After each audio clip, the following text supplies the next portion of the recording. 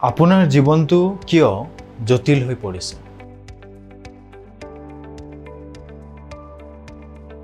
আপোনাৰ জীৱনটো যদি জটিল যেন অনুভৱ হৈছে, তাৰ কিছুমান কাৰণ নিশ্চয় আছে।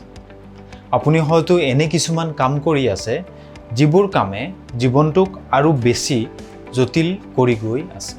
আপুনি জীৱনৰ জটিলতাত ফ'কাছ কৰি থাকে। আপোনাৰ মতে জীৱনটো জটিল আৰু আপুনি সেই জটিলতাতে ফ'কাছ কৰি থাকে। ই কমপ্লেক্সিটি বায়াছৰ কাৰণে হ'ব পাৰে। সহজ সৰল কথা বা সহজ সৰল উপায়তকৈ আপুনি জটিল উপায় এটাক বেছি ভাল বুলি ভাবে। আৰু তেনে জটিল কথা আৰু উপায় অৱলম্বন কৰিবলৈ যাওঁতে জীৱনটো জটিলতাৰ মাজত সোমাই পৰে। এটা উদাহৰণ চাওঁ আহক। আপুনি কথা কওঁতে যদি নানা ধৰণৰ জাৰ্গন বা ডাঙৰ ডাঙৰ শব্দ ব্যৱহাৰ কৰে বা কথা এটা কওঁতে বহু দীঘল কৰে, আপুনি হয়তো সেয়া কৰে এনে কৰাটো বেছি ভাল হ'ব বুলি ভাবি, কিন্তু সেয়া কৰোঁতে সৰু সাধাৰণ পৰিস্থিতি এটা বা সৰু কমিউনিকেশ্যনৰ কথা এটাও জটিল হৈ পৰে। তাতকৈ চিধা আনজন মানুহে বুজি পোৱাকৈ কথাখিনি ক'লে হয়তো তেওঁ বুজি পালেহেঁতেন আৰু একো সমস্যাৰো সৃষ্টি নহ'লহেঁতেন। অনবৰতে দুশ্চিন্তা কৰি থকা। আপুনি যদি অনবৰতে দুশ্চিন্তা কৰি থাকে, তেতিয়া জীৱনটো জানো ভাল যেন লাগিব? ভৱিষ্যত ভালো হ'ব পাৰে, বেয়াও হ'ব পাৰে।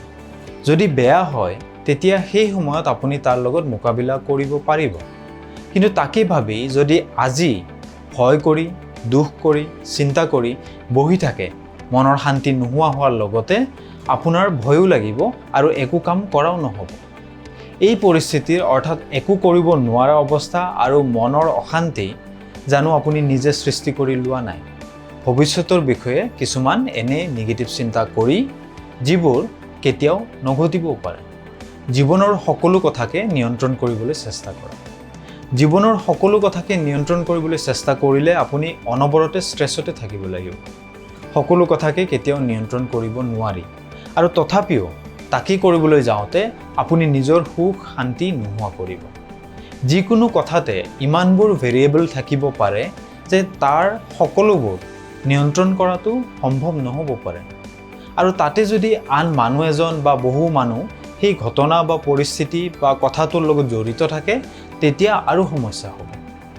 আন সকলো মানুহক জানো আপুনি নিয়ন্ত্ৰণ কৰিব পাৰিব? সেয়া সম্ভৱ নহয়। বৰঞ্চ জীৱনটো বহুত সহজ হৈ পৰিব যদি আপুনি বুজি পায় যে সকলোবোৰ কথা নিয়ন্ত্ৰণ কৰা সম্ভৱ নহয় আৰু সেই সকলোবোৰ নিয়ন্ত্ৰণ কৰাৰ চেষ্টা নকৰাই ভাল। নিজৰ সুখৰ বাবে আনৰ ওপৰত নিৰ্ভৰ কৰা। আপুনি যদি সুখী হ'বলৈ আন মানুহৰ ওপৰত নিৰ্ভৰ কৰে, তেতিয়াও জীৱনটো জটিল হৈ পৰিব। আপুনি সুখী হ'বলৈ হ'লে যদি আন কোনোবা সুখী হ'ব লাগে বা তেওঁ আপোনাক কিবা এটা ভালকৈ ক'ব লাগে বা তেওঁ হাঁহিলেহে আপুনি হাঁহিব পাৰে, তেতিয়া নিজৰ জীৱনটো আপুনি আন এজনৰ হাতত দিছে। আৰু সেই মানুহজনৰ নিজৰ এটা জীৱন জীয়াই থাকিবলৈ আছে। তেওঁ আপোনাৰ জীৱনটোৰ বাবে, আপোনাৰ সুখৰ বাবে আপুনি নিজে যিমান চেষ্টা কৰিলেহেঁতেন, সিমানখিনি কৰিবনে? সিমানখিনি চিন্তা তেওঁ কৰিবনে? আৰু কিবা কাৰণত বা ইচ্ছা কৰিয়েই যদি তেওঁ আপোনাৰ সুখৰ বাবে চেষ্টা নকৰে বা সেয়া নিবিচাৰে, তেতিয়া কি হ'ব? তেওঁ কিবা কাৰণত সুখী নহ'বও পাৰে আৰু তেতিয়া আপুনি যদি তেওঁ সুখী হ'লেহে সুখী হ'ব পাৰে, তেনে অৱস্থাত আপুনিও সুখী হ'ব নোৱাৰিব। আপোনাৰ নিজৰ চিন্তাৰ ওপৰত নিয়ন্ত্ৰণ নাই।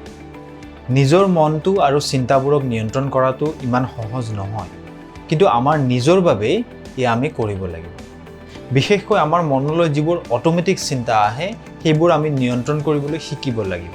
সেইবোৰক বাধা দিব নোৱাৰি, সেইবোৰ আহিবই।